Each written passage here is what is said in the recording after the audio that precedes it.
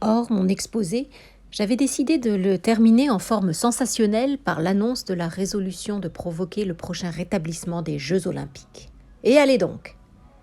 Naturellement, j'avais tout prévu, hormis ce qui arriva. De l'opposition, des protestations, de l'ironie, ou même de l'indifférence? Point du tout. On applaudit, on approuva, on me souhaita un grand succès. Mais personne n'avait compris. C'était l'incompréhension totale, absolue, qui commençait. Elle devait durer longtemps. 4 ans plus tard, à Athènes, lors des Jeux de la première Olympiade, je me souviens d'une dame américaine qui, après m'avoir complimenté, me dit en souriant « J'ai déjà assisté aux Jeux olympiques. » « Ah, lui dis-je, et où donc ?»« À San Francisco. » Et voyant mon ahurissement, elle ajouta « C'était très beau. César était présent. Caesar was there. » Une restitution, un pageant, une représentation comme l'hippodrome de l'avenue de l'Alma ou à Londres l'Olympia se plaisait à en montrer en ces temps lointains. Voilà ce qui, obstinément, allait se tenir entre mes auditeurs de 1892 et moi. Plein de bienveillance, il ne parvenait pas à saisir ma pensée, à interpréter cette chose oubliée, l'olympisme, et à en séparer l'âme, l'essence, le principe des formes antiques qui l'avaient enveloppé et étaient depuis 1500 ans descendues dans la tombe. Cela me créait une situation solitaire malaisée à affronter. Si j'avais été un multimillionnaire, il y aurait eu moyen de s'en tirer. Mais les modestes ressources de ma bourse de jeune homme, qui avait suffi jusque-là à aider les associations sportives scolaires en formation dans les lycées français, à circuler pour organiser ici ou là des manifestations désirables, comment leur demander un pareil effort international? Et sans cela, avec quoi le soutenir? Une autre source d'incompréhension existait chez les sportifs, celle-là. L'incapacité à collaborer d'un sport à l'autre. La génération actuelle n'arrivera jamais à réaliser l'état des choses d'alors.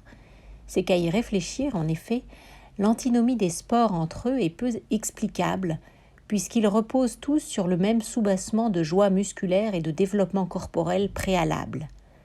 Leur piédestal psychologique est identique.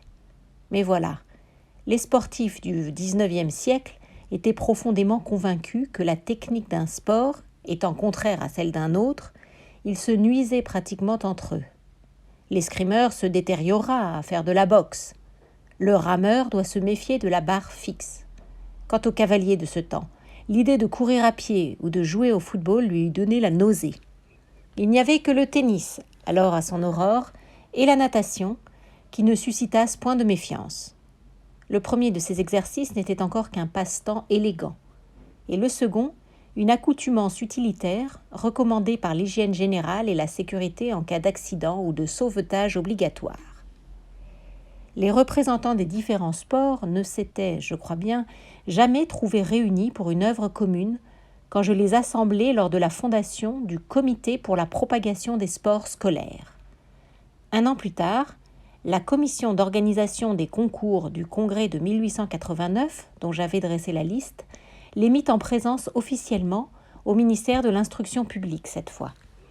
Ils se regardèrent avec une surprise méfiante assez amusante.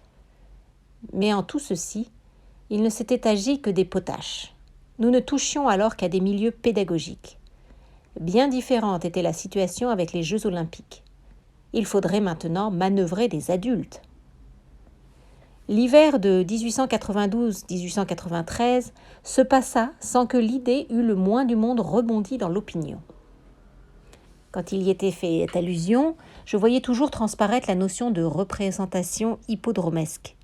La grande plaisanterie des gens cultivés était de s'enquérir si les femmes seraient admises parmi les spectateurs aux nouveaux jeux et si, comme à certaines périodes de l'Antiquité, la nudité générale serait imposée pour mieux défendre l'accès de l'enceinte au sexe faible. Mon dessein, avant la séance de novembre 1892, avait été basé sur l'idée que le retentissement du projet serait assez grand pour assurer le succès d'un congrès international auquel j'entrevoyais naïvement que les gouvernements et les universités participeraient par l'envoi de délégués officiels. À présent, il fallait déchanter. Comment faire ?